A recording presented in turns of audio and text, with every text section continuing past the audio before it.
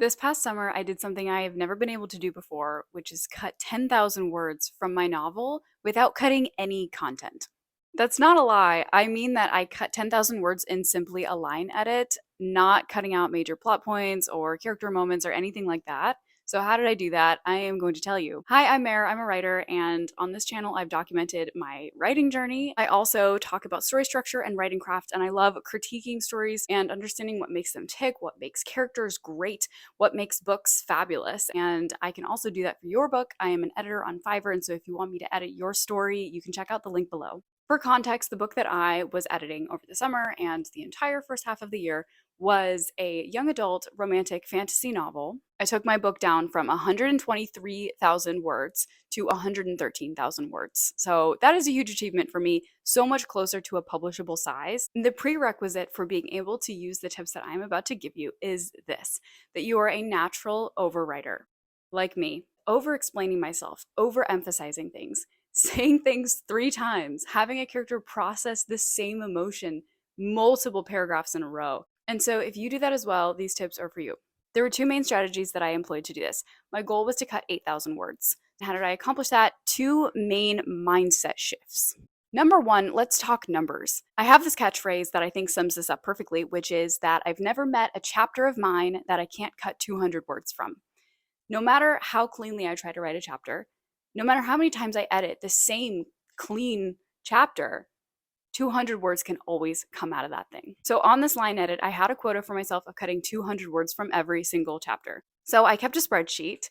Let's see how I did. So the numbers are that out of 48 chapters, I cut at least 200. I hit the quota or I surpassed it in 25 chapters, about half. In 19 chapters, I cut not quite quota, but I cut words. I cut words from 44 out of 48 chapters. So, what happened to the other 4 chapters? Well, I added words to those chapters. In 4 chapters, we did not make progress. We, in fact, made backwards progress, but the rest of it made up for it. Okay. So, that's how the 200 word quota worked for me. And of course, 200 is like an arbitrary number. It's like one chunky paragraph or 2 small paragraphs, depending on how you write paragraphs. It's a small enough quota that you think you can achieve it with every chapter and you can try to achieve it. You don't get daunted by it. And then if you don't hit it, you say, oh, great, I cut some words. That's better than before. And then most times I could easily surpass it. From just that little amount from every single chapter, we cut 10,000 words. And by the way, the math is 48 times 200 is 9,600. And that is about how much I cut. And it's all about having sort of a mindset and a vision for how can I simplify? Like, what's the simplest, shortest way I could possibly say something? I'm going to sit here until I figure out how to say it that way. Sometimes when I couldn't hit quota but still felt like the chapter was fluffy, it was because I just couldn't see it in that moment. And I was like, I need to put this away and come back tonight or tomorrow and go through this chapter again several more times. And so I would go through the chapter as many times as I needed to keep seeing new things until I could cut that 200 words. So having a quota was insanely helpful. It was achievable, it was fun, and it felt so good to finish a chapter and be like, I got another 300 words. This is going amazing. And to see the word count just drop, it was great. Here's the second mindset shift before I get into like the little tips and techniques that were sort of bonuses. But the second one is actually contradicting the idea of kill your darlings, which I always love a contradiction to a major writing craft tip. Kill your darlings is a fabulous piece of writing craft advice. That's actually from Faulkner, who stole it from someone else. And then I think it was popularized by Stephen King in the modern era. Now everybody knows the phrase, kill your darlings. And what does that mean? That means kill the piece of writing that you love dearly, but this is the caveat that some people forget, that doesn't serve your story. This writing advice is not saying chop the things that are good about your story. It's saying chop the things you love that you shouldn't love because they are not actually good for your story. Like the things that readers are going to love, that's what I want to love about my story. I don't want to hold on to the things that readers aren't going to love and that actually damage the story. So, what does this actively translate to when you're doing a line edit and you're trying to cut words? Instead of killing my darlings, the things that I love because they're good, I kill the boring parts of the story. right? I get to a chapter that is just painfully boring. If I hate editing it, a reader's gonna hate reading it. And so oftentimes it's too long and there's a lot that can be cut from it and it can get down to the basics. It can say what it's trying to say and move on. So my mindset here is sort of a reverse kill your darlings. Kill what you hate about your story because why would you leave it in if you don't like it? I can't be the only person who like has parts of my book I don't like. Like I think everybody does, right? Where like it's not working. So chop it, fix it, figure it out. So that is the other mindset shift. And when I get to that scene that is just soaring, I sort of lower the quota. I'm like, I don't think this chapter needs a whole lot of words cut. It's really tight as is. And I move on and I go cut 500 words from the chapter that I hate. As long as your mind is tuned to not keeping it because you love it, but because it works, because it's good, because a reader is going to love it.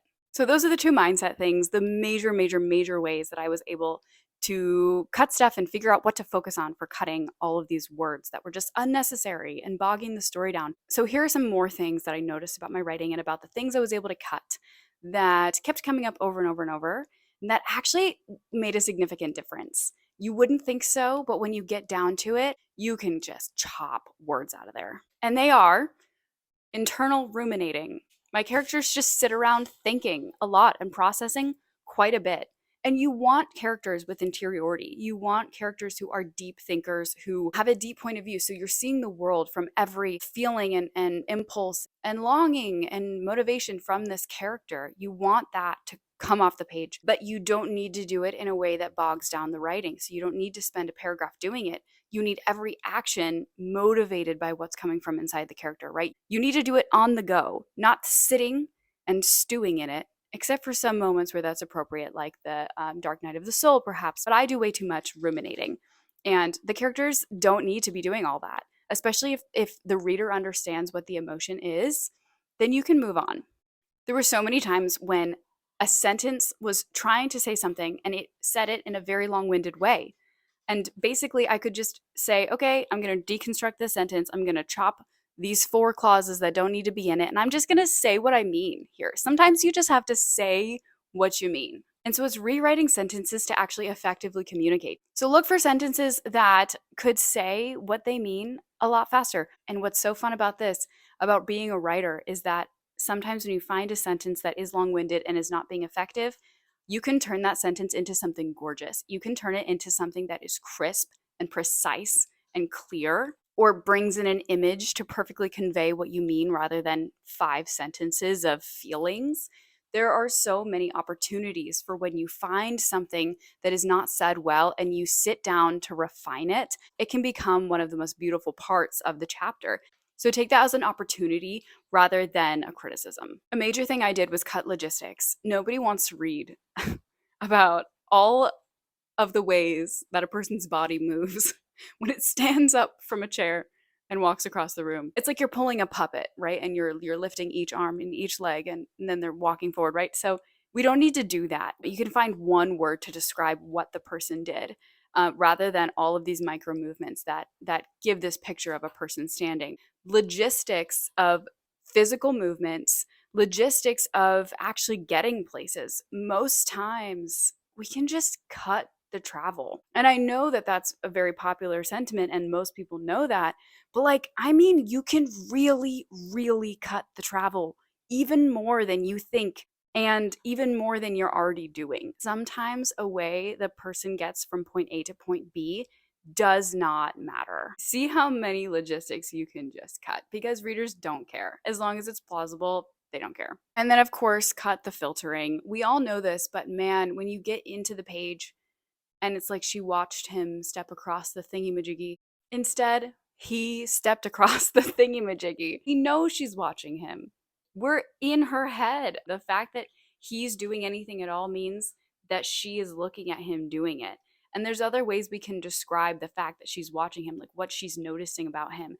All that stuff can be done so much cleaner than filtering it all through this perspective far away from the body, right? Just get right in that the head of the person and describe what that person is seeing, not that the person is seeing it. And that can actually cut a significant amount of words if you just chop all the stuff that removes you from the deep point of view that you want the reader to have. Okay, that is how I chopped 10,000 words in 2 months with only a line edit. Quotas, word count quotas, gamify it, and give yourself a check mark every time you hit the quota, feel good about it, and learn emotionally what to hold on to and what not to hold on to, and learn to attack the things you actually hate and are bored about in your story. Let me know your word count goals for your works in progress. I would love to know where you're at and where you're trying to get, and if this helped. It really worked for me, and I'm gonna do it again in a few months once I get back to this project, because I know